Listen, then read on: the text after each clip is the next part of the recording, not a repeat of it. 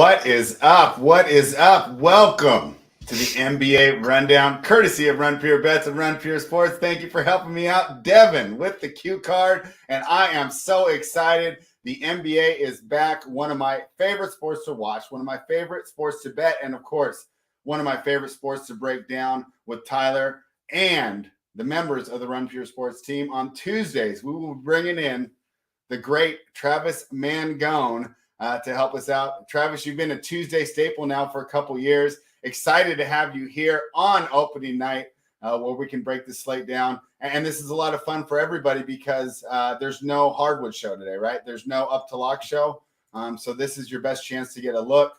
If you're not a member of Run Pure Sports and you're not using the core plays, the heat map, the player pools, right? You can get Travis's thoughts. So I hope you're as excited as I am, Travis. Let's go ahead and break this down. How you feeling? Yeah, excited to be here. Excited. NBA is back. I mean, it's like one of the best times of year. I absolutely love it. Yeah, if you're wondering, like, there's no up the lock show today. Like, this is the main show. So, like, we're going to break it all down. We'll talk DFS. We'll talk bets. It's only a 2-gamer. We'll have all the other content over on the site. So be sure to check it all out. Definitely excited to break this all down with you guys. And I'm doing it right now, Spread. I'm posting it in all the channels. And also tell the people, Spread, like, this is on the Run Pure Sports channel now, right? This is going to be here for good. So it's going to be different times. I think some days it's 1 p.m. Most it's 2 p.m. So why don't you tell people that, right? We're going to, the viewership's a little lower right now. People will start filing in and eventually people will be, just trained like, oh, it's 2 o'clock. Got to go hang out with Spread, Tyler and the gang and get the bets and DFS breakdown. Yeah, well, obviously, as excited as we are, NFL's still king. So we're working around that schedule, and then we'll be consistent after the NFL ends and the NBA takes center stage, not only in our minds, but on the Run Pure Sport content train. Tyler, we've done so many previews, but now it's actually here. We get to actually break down matchups and not just regular season win totals and awards. How are you feeling about tonight? I'm good. I mean, we got 2 nice games here. We get Philly and Boston, Lakers and Warriors. We already know where you stand on one of these games because you love the Warriors, and it's just an auto bet for you every time they play. But, I mean, I think we're going to have some fun in this first game. I think we're going to be torn on these sides, and I think we should jump right into it. All right. Well, one thing I have to point out, last year, Tyler absolutely crushed just giving out parlays at the end of the show. He specializes in the player performance doubles. Put 2 or 3 of them together. You get over 30 to 1. Tyler, what was the highest one we got last season? I think it was an 80 to 1. An 80 to 1. I remember we had like a 40 to 1 and a 50 to 1 in the same week. So I can't wait to be a part of that as well. But you said it. Enough of just getting excited. Let's dive right into these games. And hey, you talked about my affinity for the Warriors. But first, we're going to talk about Travis's favorite team, the Boston Celtics, as they're at home, taking on the Philadelphia 76ers. Of course, the Celtics made the NBA Finals last season, came up short against a great Golden State Warriors team, and they, looking to do the same until some offseason drama hit. Of course, Coach Ime Udoka is out, and I think what's his name? Joe Mazzulla, the interim coach. We don't know a lot about him. Last year, the Celtics struggled under a new coach, and then more bad news for the Boston Celtics is Robert Williams, who thought was going to maybe miss a couple games, is now going to be out until at least January, which is going to be rough because when the Celtics went on that run last season, a lot of it was because Williams was playing such a key part. We loved Robert Williams from the betting perspective, and you guys loved him on the DFS side as well, Travis, as he continued to put up numbers. He's really undervalued there at the beginning of that Celtics streak. Notable additions here for the Celtics. They did add Malcolm Brogdon, and I think he will be huge tonight. Al Horford should be in the starting lineup tonight with Derek White. That's what I'm expecting. But, of course, we'll use Basketball Monster and Travis's knowledge to confirm that. On the other side, the Philadelphia 76ers, I really like these offseason moves that they made. They got Harden to sign at a discount, which allowed them to get P.J. Tucker and Daniel House, 2 guys from Morey's Rocket tenure. But they're the 2 guys that you need to do what it takes on a championship team, and that's defend and space the floor. And both players have brought that at a cheap price. P.J. Tucker, I think, was one of the overlooked signings. Last couple thoughts on this game before I throw to the panel. Al Horford has traditionally been one of the best defenders in the NBA against Joel Embiid, so I expect to see a lot of minutes from Al Horford tonight, and we'll see if Embiid finally solves that problem or if Horford's minutes continue. So I'm looking at tonight. Originally, I liked Boston, but the whole market liked Boston. This number was -1 when we were talking about this game yesterday, Tyler, when we were doing all the numbers and stuff. It's out to -3.5. The market absolutely loves Boston. Travis, your favorite team, do you agree with the market? Do you think the Celtics will win by a spread of 3.5? Yeah, I mean, I think this Celtics team is going to be interesting to watch this year. Frustrating, no Robert Williams. I will say spread. I was kind of ahead on this Celtics thing, right? I remember last year in January, I was like, or even like December, I was like, this team's like really good. Like, and I was like, they have beat up some lame teams, but what they do, they just kept rolling and kept rolling. Had some future bets on them. It didn't end up working out. I was excited to watch them, but hey, Jason Tatum didn't get the job done. It's just simple. So sometimes you just got to tip your cap, and it's okay. But I'm excited for this Celtics team and the future of it. Should be a lot of fun to watch. Love the addition of Malcolm Brogdon. They definitely need Robert Williams. He's an important piece, but that's not exactly why we're here. We're not talking about how the Celtics' chances are to make the NBA Finals again. We're going to just talk about this DFS slate. That's what Daily Fantasy Sports is. It's what's happening today. It's not, oh, I think this player is good long-term. It's this is his salary. This is the price. Yes, we roster bad players. Some people are like, I can't play him. He's bad. Listen, if you had me at $100 on the DFS slate, I would suggest to roster me. You know why? Because what it would do for your full lineup, because the min is $3,000. So like everyone has a price. Everyone does. So let's break this thing down. Let's go over first to the Celtics. I have some conflicting thoughts on the Celtics because at first I thought maybe not as many people would get the Celtics into their lineup. I guess the key question that people are going to ask themselves is, it's a short 2-game slate. So either way, they're going to get some type of ownership. This isn't going to be a spot where it's like, wow, like Trae Young is 35% and Damian Lillard's 5%. Like that's like a 7x difference from each other. The ownerships you're going to see is like LeBron is 80 and like Tatum's 50. Like it's just 2-game slates are a totally different animal where instead of being like, hey man, where's the low owned play? I look for where's the fade, right? Who's the guy that could sink every lineup? Let's say for instance, Jaylen Brown goes out there. He shoots abysmal, like 1 for 10. He gets like 6 rebounds, 5 assists. He just shoots horrific. Not a good game for him. Well, Jaylen Brown's not on the winning lineup. So like that would sink like, I don't know, 30, 40% of the field right away. So those are the things that I like to look at on shorter slates, just like a strategy point. I do think with no Robert Williams there, someone is going to get there on this Celtics team. The first guy to talk about really is Al Horford. 4.9, really good price tag, guy that's going to start. They're going to use him a ton against Joel Embiid. Obviously like him a lot. Big debate is Malcolm Brogdon or Marcus Smart.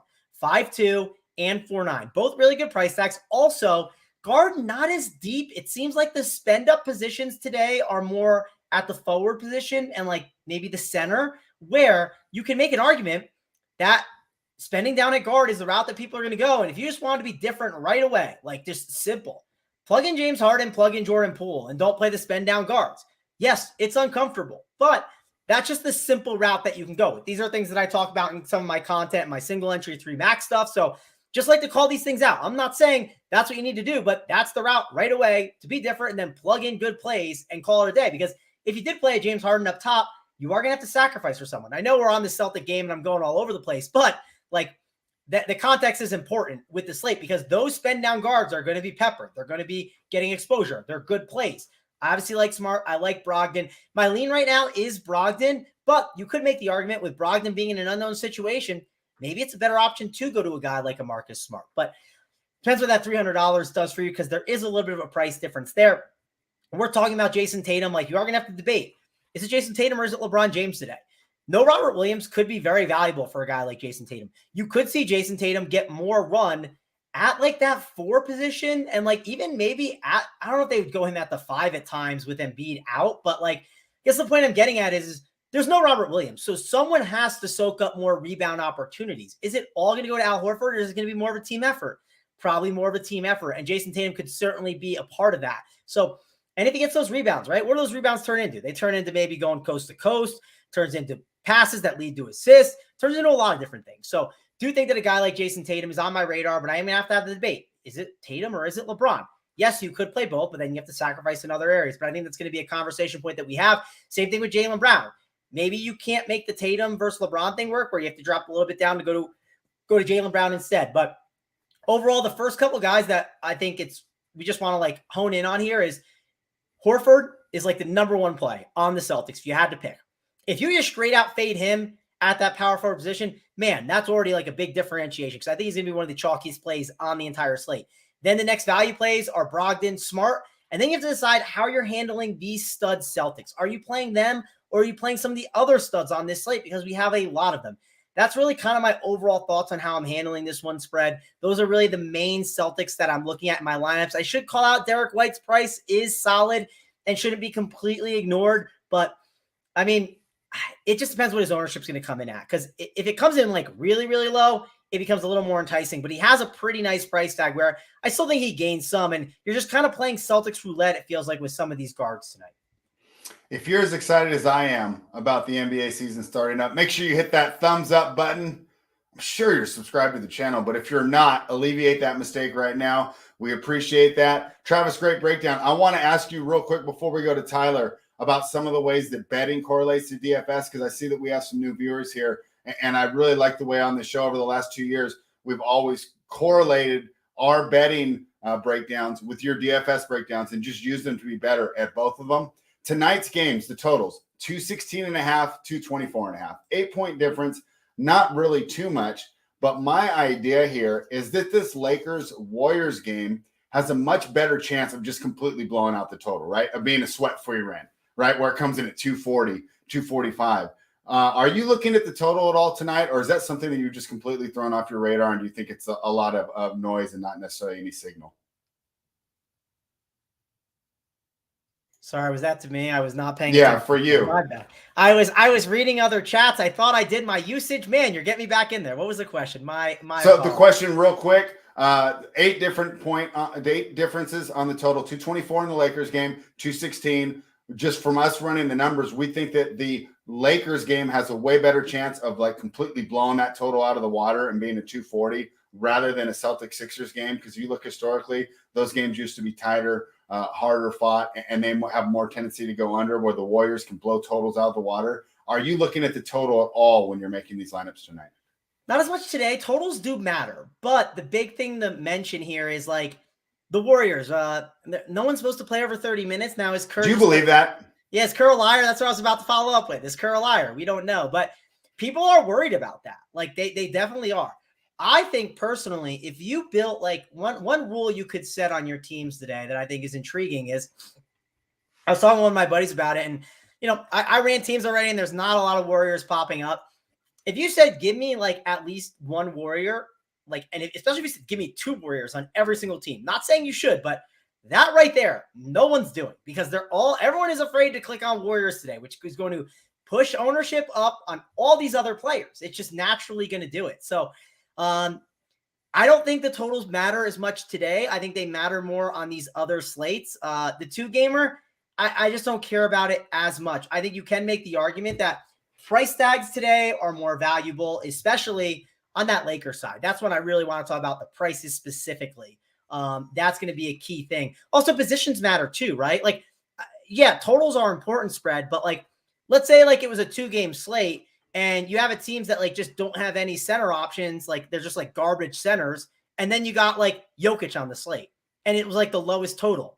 Well, here's the thing. Like Jokic's raw points at center just might be enough where these other guys can't get there. And yes, they might be in a faster paced game, but it just might spread the gap way too much to the center position. So that's why using an optimizer is important. That's why you should head on over to Run Pure Sports, sign up for Saberson, run some teams, and check it out. And also practice with it, right? You can practice like literally after the slate. Man, like I made a mistake. I wanted more Anthony Davis and I only got 5%. Well, go back in there and practice and make sure and find out the way that you could have got Anthony Davis in your lineup. So using an optimizer is important even for doing single entry and 3 max stuff. I do the same thing. I use that. So yeah, spread the numbers on the players, like the price tags, is going to be way more important, at least today. Yes, it's important on every slate, but I care a lot more about that than the total. You can make the argument on these like 12 gamers tomorrow. Man, there's like a 230 total, and like maybe not as many people are on it because there's some mispriced guys. And then maybe if that game goes like crazy, it hits like a 260 total, you just hit the Yahtzee with like the 5-man game stack. All right, there we go. Some general DFS strategy before we move into the betting. And that's with you, Tyler. Looking at this game, Sixers minus 3.5 here, total of 216, plus 135. I'm sorry, Sixers are plus 3.5. Celtics minus 3.5. Money line plus 135. for the 76ers. We talked earlier, but this is a great game matchup-wise, storyline-wise, right? Sixers, of anyone, seem to make the most moves to get them into position to finally make the NBA Finals and break that drought for this team. Do you think it's enough, and how do you see this game playing out tonight, Tyler? Yeah, I do think it's enough. I mean, you look at the way this Boston team's built, too. Like, their depth chart right now, it's Al Horford, Jason Tatum, Jaylen Brown, Derek White, Marcus Smart. And the strength off the bench comes from the guards. You're getting Derek White, you're getting Malcolm Brogdon. And outside of that, like, yeah, you're getting Grant Williams, who maybe you could put in the small ball spot in the big, but you're going to have to use Blake Griffin the moment Al Horford gets into foul trouble tonight. I wish his price was a little lower for DFS cost, but at $4K, I don't know Mangone's thoughts on that. But I wouldn't want to use him at $4K. I was hoping to get him a little cheaper. Grant Williams intrigues me, though, because he'll be able to space the floor if Horford does get into foul trouble. And one way to try to negate Embiid would be to just try and space the floor and shoot a ton of threes. Like, his points prop at 7.5 intrigues me. I think he goes over that. His rebounds at 3.5, because Mangone talked about it. Somebody else is going to have to rebound other than Horford. And that's a perfect guy to get in there and bang for those rebounds. But you look at their defensive pickups on the Philly side, they'll be able to match this Boston side easily, and there's no real answer for Embiid, especially if Horford does lose a step, which it looked like he did in those finals last year. And Embiid's just going to eat him up. There is no safety net if he gets into foul trouble. So give me Philly on the money line here, spread. I think they might even just wipe the floor with this team. I think they might beat them by 30. The one concern for that bet, of course, is Horford's previous success against Embiid for whatever reason. Definitely seems to do well against him. But he's always had a safety net behind him, too, though. You know what I mean? To where he could be aggressive on defense. If he gets into foul trouble, there's another guy back there. He can't do that today. Well, one thing to call it on these, like, 2-game slates, and, like, this is definitely, like, a nice big team move. So, yeah, I mean, you can ask him in the Discord chat if he likes it. But I promise he likes this move. It's definitely one he likes to go with.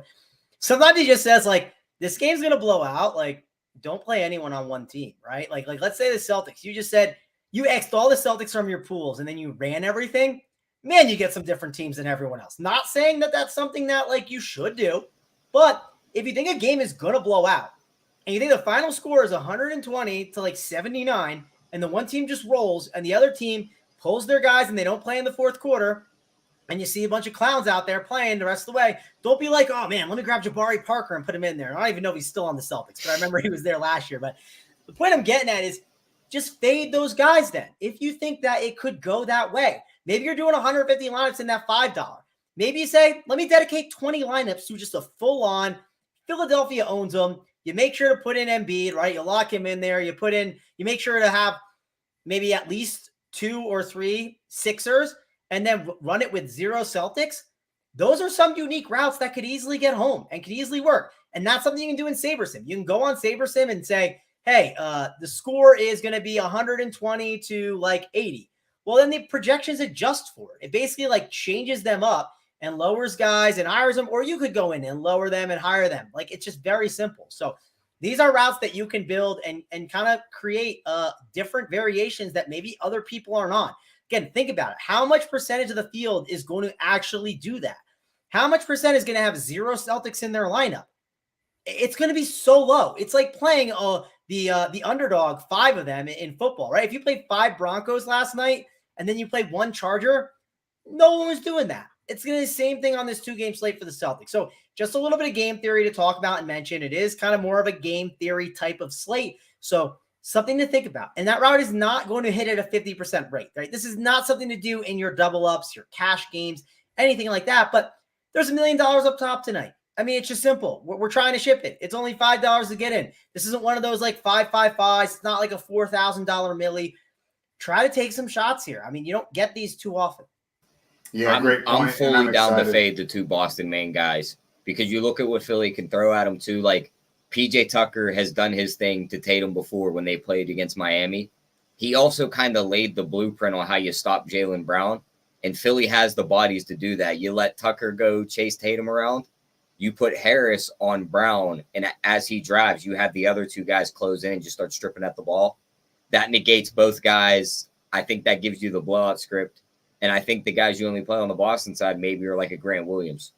Yeah, and spread. Tyler gave a little giveaway there. Did you hear what he said? He said, "I'm down to fade the main Boston guys." Well, what about the other one? See, it's too uncomfortable to fade Smart and Brogdon like you showed your hand. Now, I'm not saying you should do it. Not saying at all. But what I'm showing is you just showed me your hand of why people are going to find that build uncomfortable. Another build they're going to find uncomfortable is fading one of Davis or LeBron. On these shorter slates, you just have to look for these routes, figure out what's the best one. And yes, Smart, Brogdon, very good plays. But you know what other guards are good plays? You can only play 4 guards every single slate, right? But that's with the utility spot as well. Some of the guards that you can play, Tyrese Maxey, that's someone you're interested in. Patrick Beverly, Kendrick Nunn, Jordan Poole, James Harden. Those are all guard plays that can be really good, and some of them are even cheaper. So it's way more viable than I think people realize here on this slate. Tyler, looking into this game, I was looking up the lineup that they will most likely start with. Do we have those fully announced, Travis? We don't have the official starters announced yet, do we? I haven't seen anything yet. Yes, no, but what I'm assuming, it's not $1 million up top. I messed that up. I think it's $1 million pool with 200K. They do have. I don't know if you see it, Mangone, because they might not have it listed for you since you're pretty much a pro at this. They have the free contest up for all the new guys coming in. It's like a 1 entry thing. You get in, get your dabble into DFS, see if you like it. Where's that? Is that for just new people only? I'm pretty sure it's on DraftKings. Like when I go into the lobbies. Oh, the free contest series? I think anyone can get into it. Yeah, I can get in. Okay. And if you're, I didn't know if maybe they cut you guys out of that. No, I can get in the free, but I can't get into anything like below $3 and below. So like anything that's from like I think it's $2.99 and below. So like the $3 do count. If they run something $3, I can get in there. I got you. If you're on FanDuel as well, Tyler, we have to mention if you make a $5 bet, you can apply and get League Pass free for 3 months. They got the 3 pass. I mean, that's just a great way to get people excited. I have League Pass myself, and I can never go back. What's that one spread you said? If you make a bet of over $5, you can get League Pass 3 for 3 months on the NBA game. So you'll have to check. I don't have FanDuel personally, and I just pay for League Pass. I think it's a good idea on their part. I mean, because what they want to do is they want to link people into get you used to it. They want you to get you watching the game. I can never go back to not having again. Just like I couldn't go back to not having Red Zone. I mean, it's a great job. Yeah. But Tyler, so going back into my research for this game, what I'm assuming the starting lineup, right? And you can correct me if I'm wrong. If you think I'm going to be wrong, it should be Smart, Derek White, Tatum, Brown, Horford, right? It's probably the way that they'll go. That's what's listed. That's exactly what's listed on ESPN too. Now I looked in; they only played 21 minutes together last regular season, and that's of course because Robert Williams was in the lineup and White was coming off the bench. It's 21 minutes. Throw that out. In the playoffs, that lineup, as good as it sounds, like I like it on paper, but you look it up, the plus minus wasn't that good. Would that concern you at all, or would the idea that yes, the plus minus wasn't good only against playoff caliber competition, would that scare you off? The final counterpoint is tonight should be playoff caliber competition with both teams fully healthy and both teams wanting to make a statement. Obviously, the 76ers have something to prove, and I'm sure the Celtics would certainly like to get off to a hot streak and kind of sweep this coaching deal under the rug because they started slow last season under a new coach. If it happens again, how much more is the Sudoku drama going to come back into the locker room? I'm sure there's nothing more this organization would love to have a hot start. I expect both teams to be giving like a playoff style competitive nature tonight. What do you think of the idea that lineup didn't do well together in the playoffs last year? Before we jump into that, just that whole breakdown you just gave makes me want to bet the under because you're basically telling me both teams are going to go out there and fight for this win, which means they're actually going to play defense tonight. So if anything, I'm betting the under. But as for that lineup, I mean, and also NBA unders crushed last season. It doesn't really start the month. It doesn't really matter to me much with that lineup because even if they got off to the hot start spread, say if they started the year 30-1, for instance, through the first 31 games, that Udoka news is going to come back out the moment it gets put back into the media, regardless of this team's record. So I don't think winning solves any of that. But it solves a lot of it. I think it still is going to get put into the media spotlight. Okay. Regardless. So I don't take much of that. And as for that lineup, I mean, I don't take much from that either. Okay. So you're not taking much into it. I'll tell you what, it was another thing and my idea that as much as I don't want to join you on Philly. Of course, there's great arguments on both sides. the way that Boston played last season, they were, the best team. Who's the deeper team tonight? It's got to be Philadelphia. I think it's Philly now. Boston's bench was an issue last year as well, right? And what did they really do? It's Philly right now. I mean, the one argument you could make about Boston last year, sure, they weren't as deep, but when you got this 6, 7, and 8, like their 6, 7, and 8, their 6, 7, and 8 was stronger than some other yeah, some others have 6, 7, 8, 9, 10, but like their 6, 7, 8 was strong, right? They could run 8 and you wouldn't care, which like in the playoffs, that is more important, right? Like, yes, it does help to have good 9 and 10 guys here and there. You want to have maybe a gadget guy to throw in for different matchups, but that is the one huge strength that the Celtics did have. One cheap guy, too, I want to talk to you about, Mangone. Daniel House. Do you see him getting any usage tonight? I mean, the dude could play D and shoot threes. Could be better than a Korkmaz out there. I could see him getting some minutes. He's only 3.3. Yeah, you got me laughing. I didn't even know Daniel House was on the slate. Like, I'm not playing guys like Daniel House. Like, it's just like, and again, it's early in the NBA season. Like, one thing we forget, and I kind of get I'm going to be cautious to start the year. Like, we don't know what's happening with every single team. At some point, we kind of see it, and then we know, and then we kind of just need to jump on it, and we need to be there early, and we can't wait too long. But Daniel, I mean, there's a lot up top, so you could make the argument maybe it does something different. The key that I like when it comes to taking some of those punts is I want to look at what's happening at the position, and if it's worth the fade. I'm trying to think of what position might be better for it today. Maybe center it's better for, just because and I know there's not a huge, I guess there's enough guys that you can put at the center position. The point I'm trying to mention, Tyler, is sometimes there's a position and you're man, yes, there's a Jokic up top, like I talked about earlier, but what if just Jokic fails, right? Or if he just gets 45? Well, then the punt options become more in play. So I want to punt when I feel there's I want to find the spot where I think is the weakest up top. So, and I mean, a lot of people obviously do this on this slate and they look, and I think the weakest spot up top tonight is more than likely going to be it's not small forward. I mean, people are going to play James, Tatum, Brown. It's got to be that center spot you just said, because there's one guy up there. Well, I'm torn because you can put Embiid, you can put Davis. Oh, yeah, you can move Davis up. I forgot about that. You can even put Horford there, right? Even though you are putting Horford probably in the power forward, it's something to think about. So part of me thinks the spot where people don't want to spend is definitely guard tonight, right? If you go Curry and Harden tonight, which I'll put Curry in and then I'll put Harden at shooting guard, I'm left with 5-2 for my last spot. So those would be the teams where you'd consider the House punt route. But the other problem too with House is I don't know what his exact role is. Could it be Korkmaz getting in there more?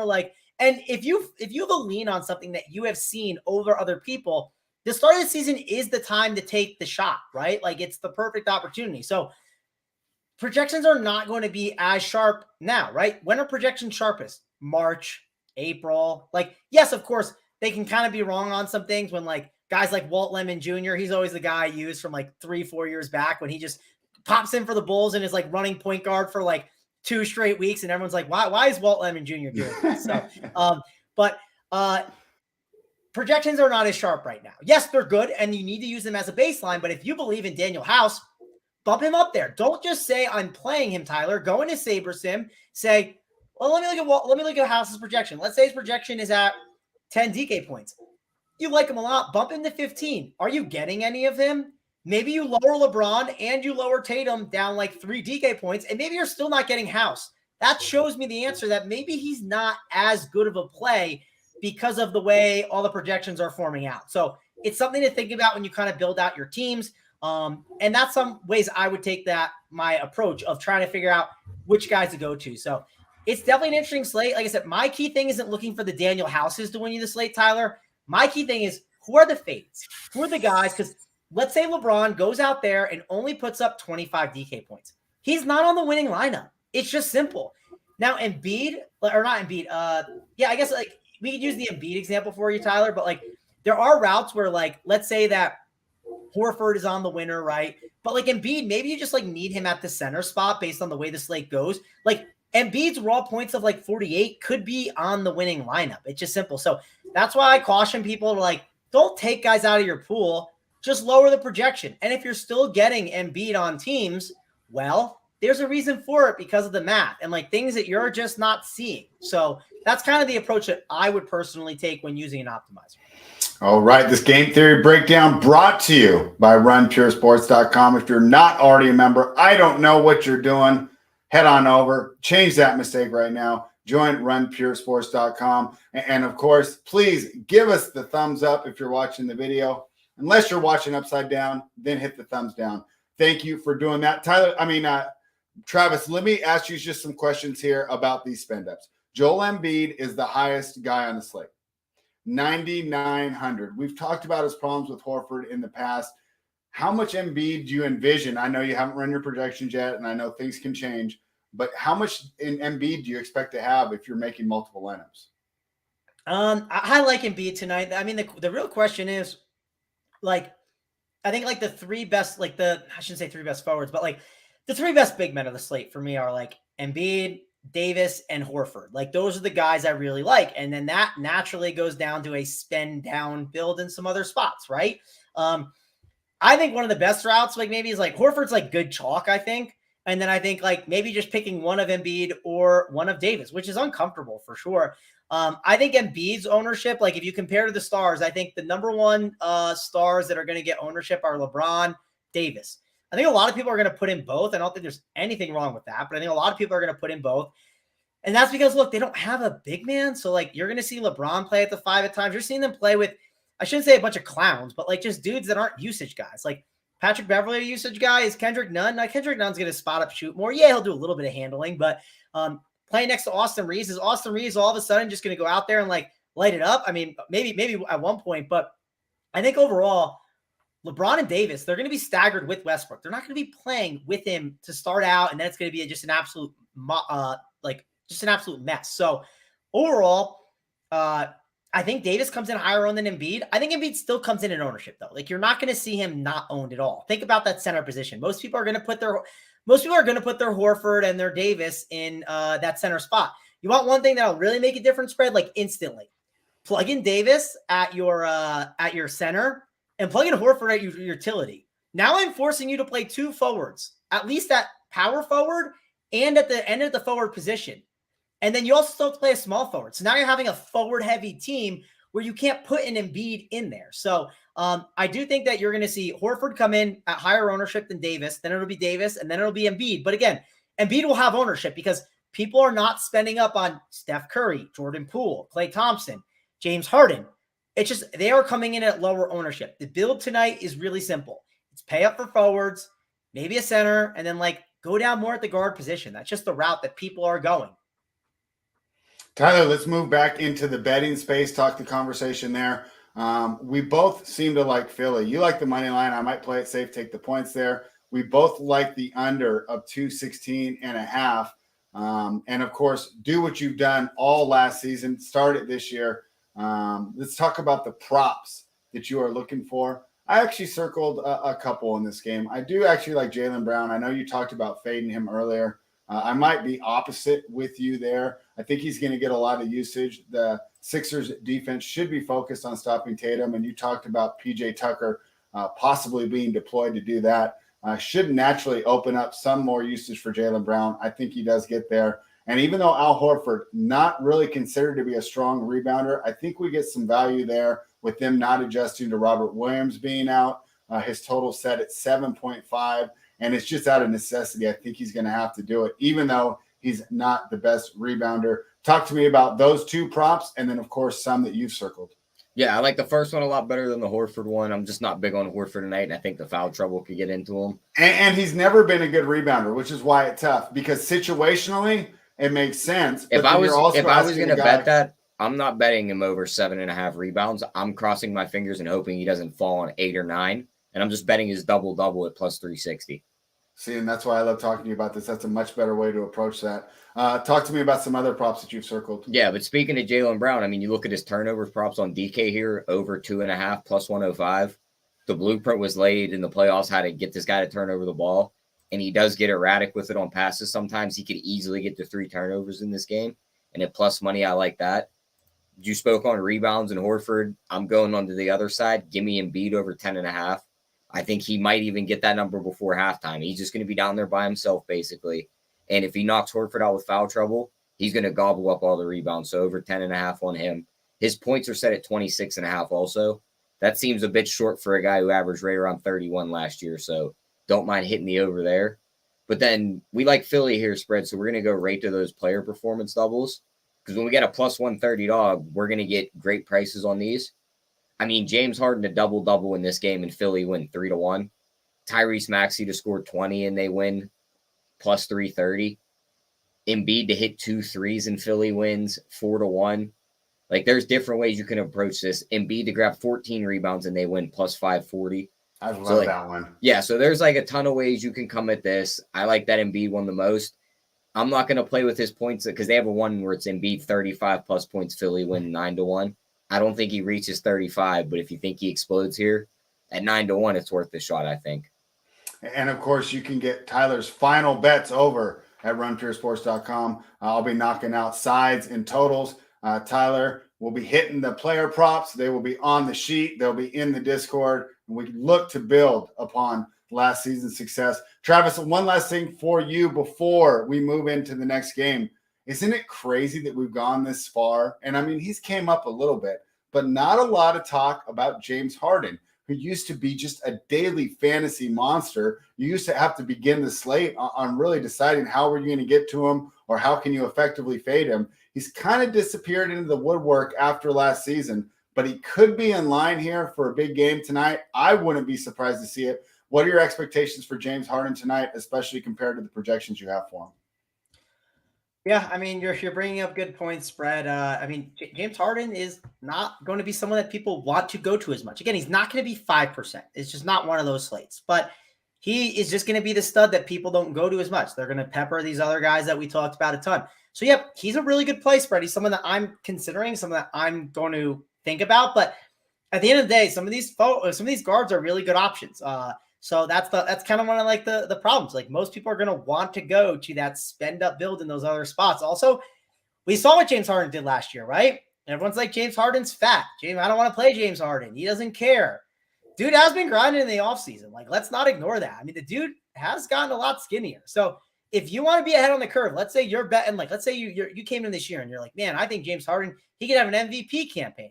Like, well, if you think that, he's a big usage guy. You'd easily see Tobias Harris standing in the corner a ton. You could see Embiid having trouble on defense. I mean, we did talk about, if you care about DVP, Horford has been good against him. So who's going to put up the production? Could be Tyrese Maxey at 5K, who I really, really like. I didn't talk enough about him, but he's a good play. But the key with Harden is he is just going to give you a different build from the entire field. It's just, if you decide to go spend up on James Harden today, it just naturally will give you this different construction because everyone wants to pepper in Smart, Maxey, Brogdon, Beverly, none. Not to say they're not good plays. You can mix them with them.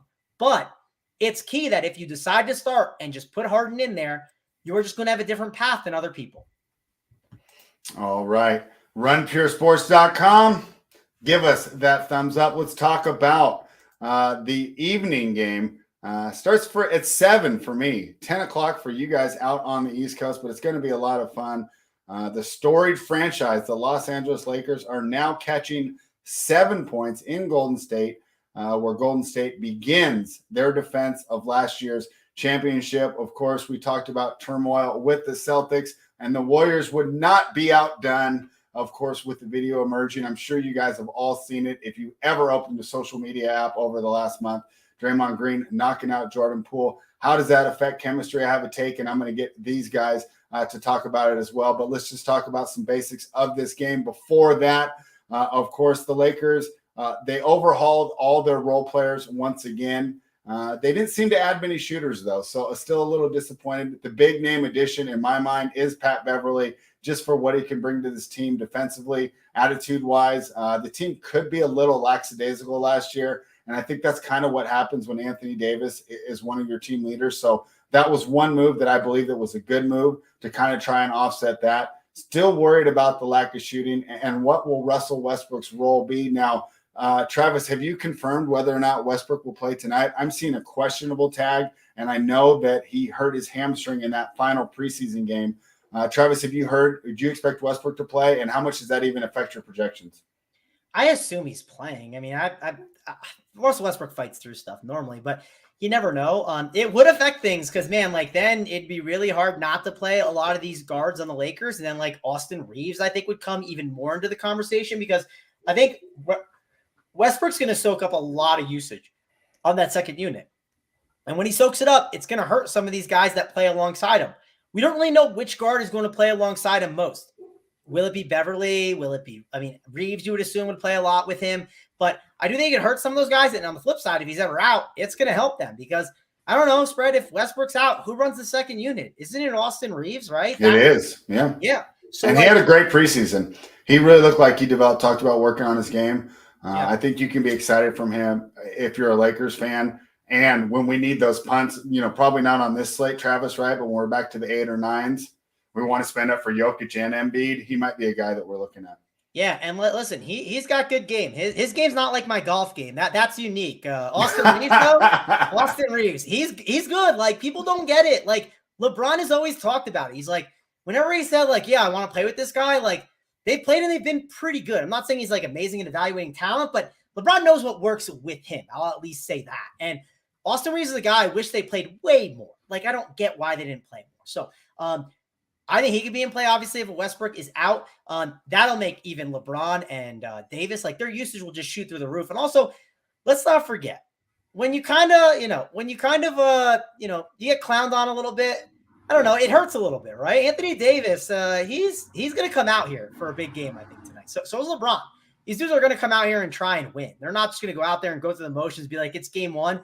It is on national TV, right? It's kind of like if you had to pick like premier days to watch NBA, like Christmas Day is one of them, Spread, right? Like this is one of those premier nights where like the stars want to shine. Like, of course, they didn't put the Hawks on this slate, Spread. They put the Lakers, the Warriors, the Sixers, the Celtics. They put all the good teams. So these guys do want to show out. We know LeBron cares a lot about that. So excited to obviously see how it shakes out. Westbrook, I do think, is not someone that I think he ends up playing, but if he doesn't play, man, we're going to have to really adjust some stuff out.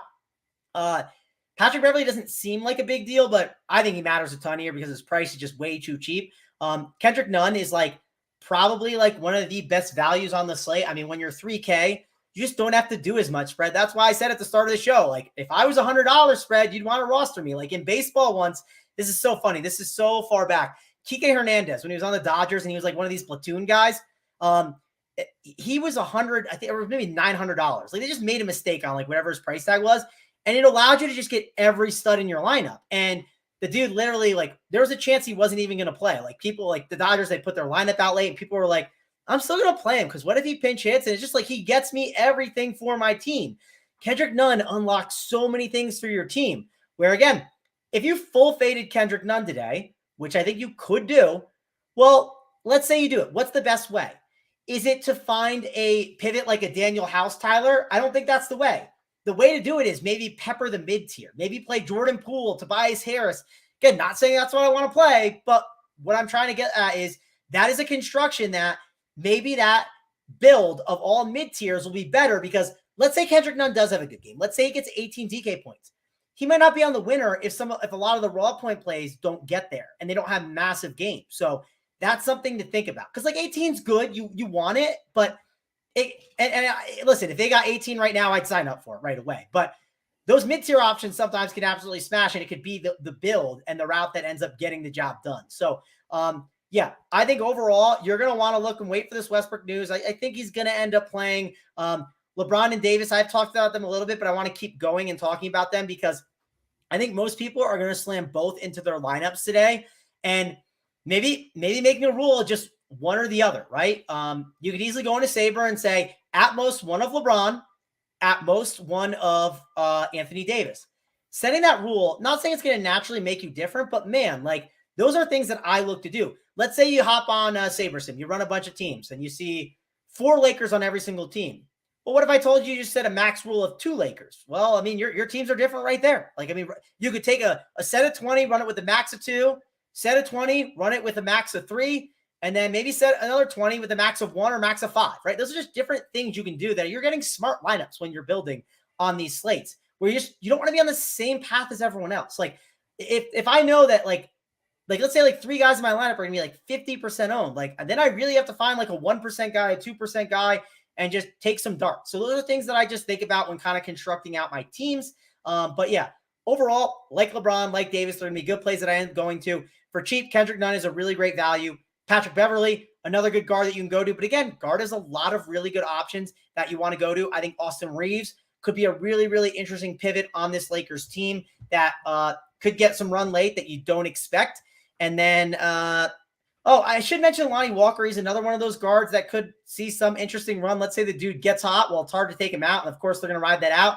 And then if you want another center option that, let's say they do play a little bigger. I don't think the Lakers will play bigger, but it's just an if-then statement. If they decide to play big, then who's going to get the run spread? Yes, it could be Anthony Davis, but what about Damian Jones? They could go double bigs at times. And let's say that they're down a lot early. And then they say, okay, we're throwing Damian Jones in and he looks good. Maybe they decide, okay, we're going to change this up and go more double big in the second half. And then Damian Jones ends up being the value that gets it home. And it's not Kendrick Nunn. So just things to think about when you're kind of constructing your lineups. I completely agree on Damian Jones. If you think about one of the Warriors' issues has always been, it's been size. They were the first to kind of make popular that small ball lineup, but teams have gone big against them and been able to punish them. Of course, we'll see how rookie James Wiseman does. That was their attempt to counter that. They haven't got a lot out of them yet, but you can argue going big against the Warriors is not the worst idea, provided you can do enough perimeter defense to prevent them from offensively just blowing up. Tyler, spread. I want to address one thing in the chat. So I'm getting. I don't know if he's going at me. I don't know what it is, but he says if I had $20,000 to make 1,000 lives, I could utilize all of Mangone's many different could do this, could do that plays. Here's the thing, JJ. I don't know what you're deciding to do on this slate. It's also more of a game theory type of slate. So I'm trying to help you think in that way. If you want to know what route I'm actually going, I got that behind the paywall tonight, right? Okay, he's not going at me. I didn't know if he was, but sometimes it could be. But I like to talk in this way because I want to generate discussion for you guys. I think it's super important. I think this is how you guys can kind of get on these paths, like hang out with JSU this weekend and Big T. Like when you talk about different routes that are good and bad, like on the Sunday night slate, Big T was like, man, looking at ownership, like it was a bad play to play these like kickers as much. And then like JSU's counter was, I disagree. I still think they were really good plays. And these are both two sharp dudes. And then what happens the next day? Like JSU just comes over the top and like shits with the kicker. So I like having these conversations, and it's mainly for you guys to discuss these things out. And that's why you should be in the Discord chat to be able to have these discussions with people. And also check out my content that I do. That's kind of the things that I like to talk about. Be like, hey, this is a different route you can go. And then maybe it makes you realize, oh, this could be a really smart route to go. And that's what I try to do. I try to find like different routes than the field with sharp plays, because I don't want to fade sharp plays. I don't want to just go out there and be like, and I'm going to make fun of you again, Tyler, like pop in Daniel House, right? Like I can find a different way to make that. You're going to keep giving me these Daniel House jabs. He's going to play it's going to be January. He's going to play like 15 minutes tonight.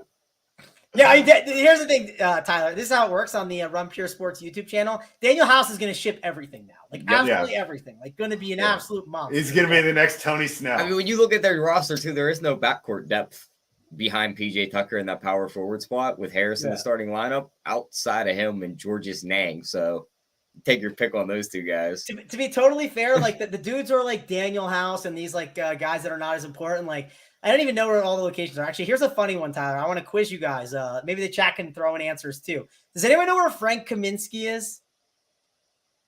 He's not in Phoenix anymore. I know that. No, it's Red. Do you know where Frank Kaminsky is? Utah? No.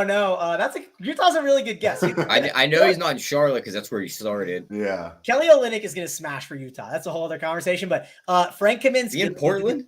No, not Portland. I want to see if the chat hasn't caught up. Someone says no clue. Someone said home. That's a great response. He might be home now, but in the preseason, I think he got in there with the Atlanta Hawks just out of nowhere. So. Oh wow. Okay. Yeah. Okay. So it is funny. That's good knowledge. It's so funny where all these new faces go to new places. It's just, I know Frank Kaminsky's more irrelevant than Daniel House, but I just thought he's on the Hawks though. He made the team. All right, our guy JC Zargo got that, and of course, if you want more content, check out what JC Zargo's doing. Jack Koff has the best comment of the day. House is Dolcic and Dolcic is House. Well, I don't know if Dolcic. I mean, Dolcic. I don't know if he's House. I want to see what House's projection is because again, he wasn't someone that was even remotely on my radar. But maybe it's Daryl Morey made it a necessity to sign him too. Like he wants all those old Houston guys on this team. You were right about his role. If he gets in there with Harden, Harden's going to look for him in the corners for threes. Yeah, I got till 7:30 to change my mind, Tyler. Who knows? Maybe I'll come over the top. I'm going to get a message, be like, I'm on house now. Yeah. Oh gosh. And Travis, one more thing about your last point, right? It's 11:54 for me here on the West Coast, 2:54 for you guys on the East Coast. You probably should still be considering everybody at this point of your lineup build, right? So, I mean, the idea that we're discussing every single player and talking about you have to give them consideration, to me, I can understand if you just started watching or just started doing DFS, but now it just seems like the only way to do it. I mean, I know that we want to fade guys, and I know that Big T has done very well just taking strong guys that he's fading, taking them out of the player pool. But really, we need to be considering every single possible route there. So that's why you get some of these explanations from Travis. And if you're like me and you enjoy those explanations, give us that thumbs up. Tyler, I teased this earlier, but let's go to it now. Poole and Draymond, right? Mess with Dre Day, right? One of my favorite songs, came out in 1992. Look that one up. But go ahead and talk about how you think it affects the team. I'll be honest. Here, let me give you my take real quick, and you can bounce off it. I think that long-term, it could be an issue. I think for tonight, it's a plus. You get all guys going ahead, trying to prove it, trying to sweep this thing under the rug, and maybe you get a little more camaraderie or unity to kind of get this thing to go away. How do you think this affects the Warriors for tonight and then for the full season? Yeah, I think you hit it on the head perfectly. I think it's a long-term thing. I think when they hit those lulls where they're losing a bunch of games, they're all frustrated and yelling at each other. That's where it flares back up. But for tonight, Travis hasn't said Draymond's name once. He's 5,800. What better way to get back on the good team side than to play the perfect game tonight? He might only get you 10 to 15 points, but if he racks you up 10 rebounds, 6 assists, it's a good amount of DK points at 5,800. So, and I don't think a lot of guys are playing. You got projections on him, Travis? Yeah, he'll be more owned than you think. He'll have some ownership. Let me see. Because I know when I ran stuff, he was popping on some things. Yeah, he'll still have ownership. How did you feel when he was popping? Were you excited, or did you say, I got to redo some things? I wasn't excited, but I said I understand why the price is good at 5'8". I totally get it. At 5'8", realistically, what does he need for you to be happy that you rostered him?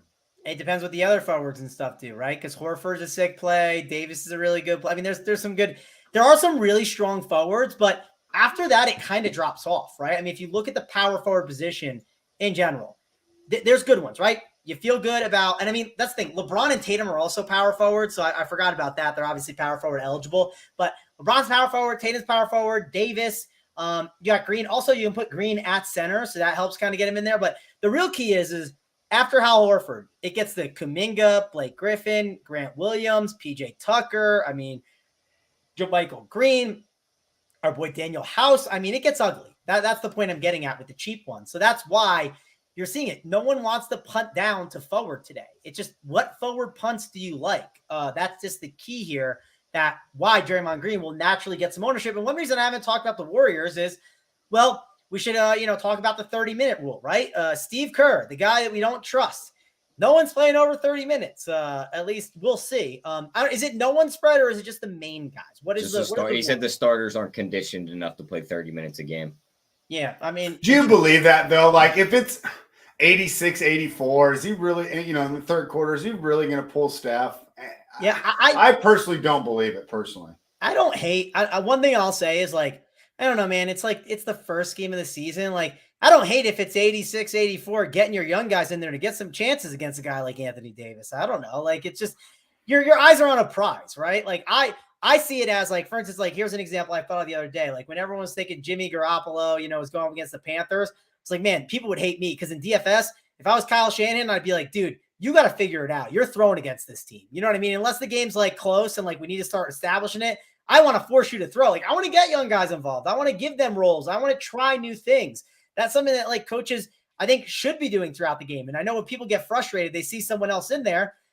Well, I mean, I don't think it's the worst idea to not play these stars. These guys know how to play. They can roll out that depth lineup. They won the title. I mean, they're good. But if the game's close and some young guys, maybe give them those reps is worth it. Maybe it's good for James Wiseman to bang down low with Anthony Davis rather than banging down low with Frank Kaminsky on the Atlanta Hawks. So I do think that I'm not saying I trust Steve Kerr, but that is one reason why people are staying away from it. And one thing to take advantage of in DFS is knowing what the field is doing. If you want to, let's take advantage of that. And let's say plug in one warrior on every single team. You're going to see you get a lot of ownership on some guys that people are not getting. I mean, if you just run the projections right now, pretty much all the projections around the industry are not slamming any warriors on your team. The two guys they're kind of putting in there, I'd say, are probably Draymond Green, maybe Jordan Poole, but they're not putting in Curry. They're not putting in Clay. They're not going to put in like a Wiseman or Kuminga and these other guys, but I do think that they're in the conversation. Like it's just, they are cheap values that on a $5 slate to win $200,000 up top, and you want to try and get different. That's one other thing that you can do. You know, like JJ was saying, if he had a 1,000 lineups he could play tonight, this would be one of them I'd do. I'd say, give me at least one warrior on every team. And you could do that. You can hop on Saber, say, give me at least one warrior, and then see just what it does. Maybe you'll be surprised with some of the lineups that you find that you really like. Maybe you look at the top 20 teams and you're like, man, I really like this team. Of my 10 teams, I'm going to use one of these. And then that's it. That's a perfectly fine route you can do. You put the lock button on that one. That way it saves that lineup for you. And you move on to the next kind of building that you want to go through with. So those are things, again, to look at. And people are just not going to put warriors on their teams as much today. It's just they're more uncomfortable with it because of that Steve Kerr thing. And again, how much do we trust Steve Kerr? What would the line be spread on you saying that if I had to tell you to set a betting line on all the warriors being under 30 minutes, what line would you set? Is it -1? Minus 225. Okay, there we go. Because if it just one guy goes 31 minutes, it goes over. All right, what if it's two guys? Now I'm making it different. What about two guys? What's the line you said? Then I'd put it like -115, just because I think this game has blowout potential. And our guy JJ said it perfectly. You know, if it's close, probably not. But if it's 76-50 at the end of the third quarter, it'll be easy for him to follow through on his word. And let's be honest, we haven't seen a lot from this Lakers team to necessarily suggest that they solved all their problems in the offseason. It seems to me like their plan is just hope that LeBron and AD are both top 5 players in the world. But there's no plan B. And if either of those guys has an off night, either of those guys struggles, it's going to be really tough for this Lakers team. And I wonder what the attitude is if they get down early. We know how Chase Center gets. We know the Warriors are front runners. We know they are so much better at home. Once that place gets rocking, right, Jordan Poole seats a couple hot girls in the front row, launches one from half court, and the place is absolutely insane. So that's why I would say it's pretty even for two players. But for just one player, I think someone sneaks over here. I want to talk to you about what you said with the younger guys playing. From a betting perspective, I'm not against that. We've seen talented players really make a great jump into year 2. Now, Wiseman, still raw. Let's still consider him a rookie, right? But I think that Moody and Kuminga could provide quality minutes for this team. And if they already have a lead, I think they can maintain that lead to the point where Kerr could keep his promise. So there's so many moving parts in the air on how this game plays out in the first half to really determine it. But from a betting perspective, regardless of those two routes, I still really like the Warriors here. Tyler, you know that I'm kind of biased towards the team, but to be fair, it is confirmation bias because they've won me a ton of money. What do you think about tonight's line? It was Warriors -6. Now it's Warriors -7. Who do you like? Where do you think this line goes? Total moved to 225 while we're talking. What are your thoughts, Tyler? Yeah, I mean, the more I look at these rosters, like, LA, just like you said, LA is just kind of playing that game of these two guys need to carry us. I also think they're just still waiting out to trade those 2 first-round picks and hoping maybe they can just keep one. But, I mean, for tonight, they suck at covering shooting guards as of last year's spread. They gave up 24 points per game. They let them guys shoot 44% from the field. They hit 4 threes a game. They grabbed 7 rebounds, and they had 5 assists out of the shooting guard position. You're going to give me a Klay Thompson points prop at 15.5? I'm taking the over there. He averages 20 against the Lakers in his career also. And you look at their depth chart, like Patrick Beverley's only going to be able to chase around one of these 2 guards, and it's more than likely going to be Steph Curry. LeBron isn't going to do the task of chasing around Klay. And Lonnie Walker's not big enough, and Russ doesn't care about playing defense. So give me that 15.5. And I don't hate doing on FanDuel, they have the 20+ and the 25+. I don't hate going up to 25+ and betting it at +750. This dude gets hot. They're going to feed him the ball, and he could shoot a ton of threes. So that's my favorite. That's my favorite prop in this game is Klay over that 15.5. When I talked earlier about that Warriors place going crazy, is there anyone more beloved? I mean, I know they love Steph, right? But Clay is just this. We talked about guys like having like these weird motivational spots and just dumb stuff that gets them going. What dumber thing to get Clay going on game one than they had Ronnie 2K on ESPN telling guys that he was bribed to make their ratings better. And the way to get your rating better is to play better. And Clay was the guy screaming in the comments about it. Yeah, that sounds like to me he's coming out tonight and he's making a statement. So I like Clay's props tonight. What do we expect from Anthony Davis? Adam Jackson, Davis double set at plus 110. I don't hate it. My only worry though is like we've seen it the last 2 years. The dude just doesn't like getting rebounds anymore. Like he wants to be on the outside. Like if this was the Anthony Davis, it's going to be down low, and we know he's going to be that main guy trying to get rebounds. I'd hammer that double with plus money. Let's talk about that. Damian Jones was brought in, and Travis made a good point earlier about Jones being a possible play. Ham brought up during the offseason, though, our best lineup is with Davis at the 5.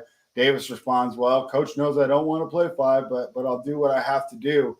Right off the bat, that's going to be interesting. What do you expect from Damian Jones? How much Davis at the 5 do you expect?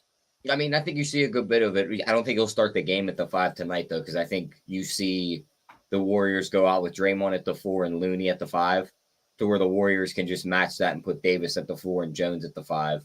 But as the game progresses, I think you do see a move to the 5. Then LeBron plays some 5 too. So it's like, it'll be weird at that spot. But even when he plays the 5, he still wants to stand out on the 3 line.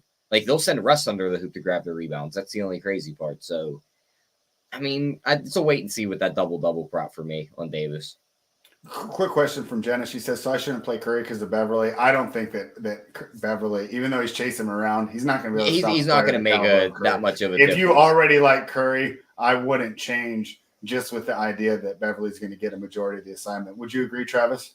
Yeah, I agree. I wouldn't worry about that. The DVP, I'm not. I mean, like again, I'm not as worried as like lockdown defender things. It's just not a big deal. It's not like they don't run them through 5 picks almost every offensive possession, anyways. Yeah, they're gonna run them through tons of screens. Yeah, they run them through the screens. You remember? I remember seeing it last year. Maybe it was like I think it was made in the off season, but remember when they ran the with Andrew Bogut the elevator drill, right? Where they open up the elevator and he'd drop in and they close the elevator. I mean, they're gonna find ways to get him open. That was something I saw, I think in the summer, and I was like, man, that was such a throwback, and it was such a great play they used to run. All right, Tyler, I told you earlier I like the under in the first game, the over in this game, but overs were so rough to start the season last year. How much of that do you think of the players not being ready for the season, and how much of that last year was the fact that they emphasized that rule change, which I haven't heard anything about this year, and I didn't see the preseason emphasis that we saw last year.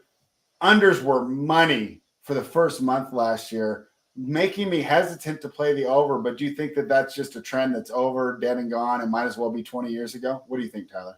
I mean, the trend might be over and dead, but I'm still going with the under here spread. I mean, just because I'm fine saying off. I just like betting the unders here early in the year. Just like you said, these guys don't come into these games like they're just not into a full rhythm yet. Like most of these guys don't play the preseason all the way through. Some of these guys don't even train basketball throughout the offseason until that month before the season starts. So, yeah, I'm just going to bet the unders until we see these teams hanging 240s.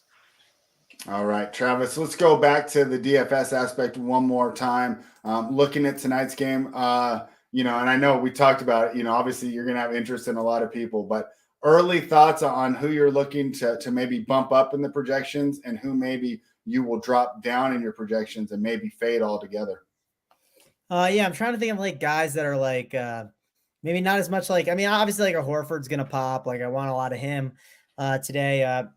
None is one, obviously another chalky guy that I'm definitely gonna want to have some exposure to. I guess the guy that I'm kind of curious about what to do with is I think Jaylen Brown. I think Jaylen Brown could be like a really good difference maker today. That I just don't think people are going to him as much. I also think Austin Reeves is another one that like I talked about him earlier, but like I don't know, I might bump him up a little bit and just see if I get a little bit more, right? Just because he's 3,400 as a flexibility to be, I think, guard and forward, I believe. And that's always a nice thing to have. And again, he's only 3,400. And could we see him play more than some of these other guys, right? Could we see him get hot and play more than a Beverly? What if a Beverly gets in foul trouble, chasing Steph around? Could Reeves play a little bit more? Sure. So those are two guys that like I try to see like who are the guys that maybe they're not that they're going to be under-owned, but like they're intriguing. They have good projections, but There's other guys projected a little bit higher. Those are two I'm kind of thinking about and trying to figure out what to do with, because, yeah, I like LeBron. I like Tatum at that small forward position, but Jaylen Brown is certainly really, really interesting, because if he pops off for a big game, I mean, we could see Tatum not have as good of a game, right? They can leverage each other. Flip side for Tatum too. If Tatum does well, there's a chance Brown definitely doesn't get the job done too. Another guy I want to look at too, spread, is Joel Embiid. I kind of want to up him a little bit just to see, because I think you are going to see Horford sliding at the center spot and Anthony Davis too, where maybe Embiid does go a little more under own, and I might want to bump him up a little bit just because I think he could really just have a monster game here in this spot. Hey, I was just kind of plugging some guys in as you were talking. Just landed on Daniel House. How did that work out? Last question about these Warriors young guys. We talked about them getting more run, and these are the type of plays that I think I did really good last year at the beginning of the season, the first week of the season, and it was kind of targeting some of these younger guys. Kuminga at 4,200 is really standing out to me. What are your thoughts there on Jonathan Kuminga and Moses Moody? It's tough with those Warriors guys, because I just don't know. They have so many of them, right? So if you like them, bump them up a little bit, but they're not guys I'm gravitating towards. I'm not running 150 tonight. I'm playing more just focusing on one team. It's the first day back. I also like kind of hanging out and just seeing what happens early on. You don't just because there's a slate tonight spread doesn't mean you have to push your whole bankroll in, right? We don't have to say, oh, it's a 2-gamer, but it's the first night back, so let me just play everything. Just you can take a little bit of cautious stance and watch and wait and see, which I like to do. And then once you have a little bit more data, that's where I like to try and take advantage of some spots that people aren't as excited about. All right. Well, there you have it. Anything more from this slate before we give out the best bets? I got nothing else. I think we hit everything on the head. Yeah. Well, Tyler, we're going to start with Travis, but you know what the people want. Only 2 games to choose from. It's already on my screen. Great to hear. All right. But we're still starting with you, Travis.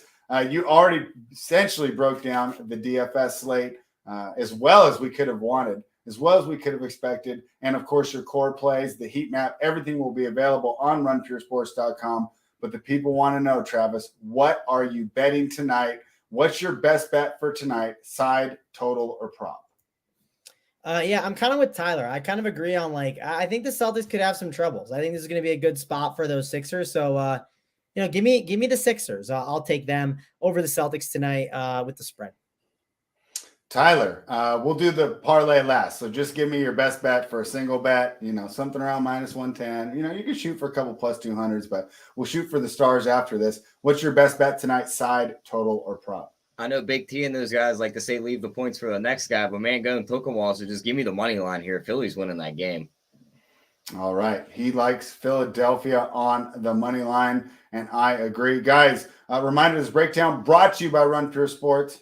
Go ahead. If you've been watching, just give us the thumbs up. We appreciate it. And Tyler, I'm going to start the year the same way I ended it. Before you give your Warriors pick, my favorite prop Zach play over 15.5.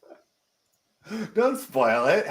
The people were on the edge of their seat, Tyler. They wanted to know who I was going to pick. They could see the Warriors tattoo on your forehead, spread. But that's right. I am going to the defending champ, the Golden State Warriors. Like I said, this is a deep team. I really expect them to be ready to go. And if it's a close game, I don't think that Kerr will keep his 30-minute commitment. I think they'll be out there ready to win. Let's get rid of some of that Jordan Poole, Draymond drama, right? Nothing does it better than winning the game. I also said this Lakers roster, they have 2 great players, but the rest of it, really not. I'm not excited about the way that they built this roster, and this team might be off to a tough start. This isn't their only tough game. They play a lot of tough games in the first 10 games of their season.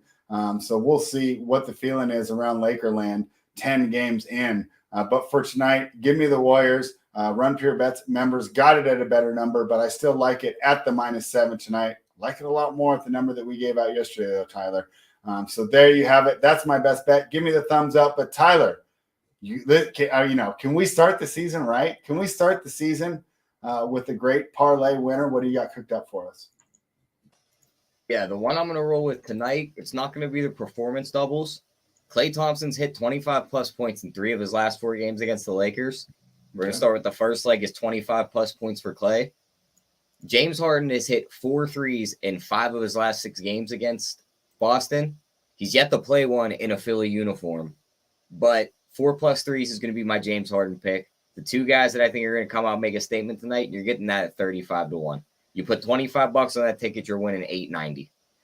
All right. I love it. Tyler, thank you everybody for joining us for the first official NBA rundown of the year. So glad to have everybody here with us with the chat. Travis will be here every Tuesday.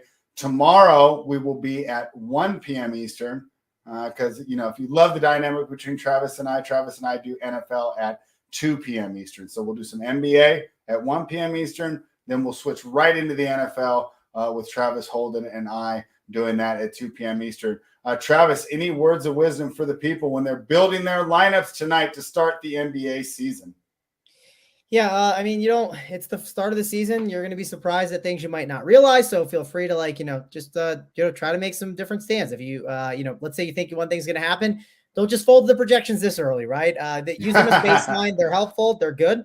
But that's one thing. And spread, you got 12 games tomorrow and you start at 1. You might want to start at like 12:55 or something. You have to get out quick. So good luck getting a 12-gamer done. I have the under on 1 hour on that show. I could beat We'll get under. it done, Tyler. Right? I could beat that under. Yeah, we'll get it done. So, but we'll see. That'll be something we'll have to work on. I'll make sure I have everything prepared. Not a lot of ums, not a lot of pauses. We're just going to have to be a machine gun, an AK-47 of information tomorrow. So, of course, tune in for that. And then, of course, the Picking Winners show tomorrow. And make sure you're subscribed for all the great content that Run Pure Sports produces. So happy to be part of the team. Give us the thumbs up. Let's ship some contests tonight. Run Pure.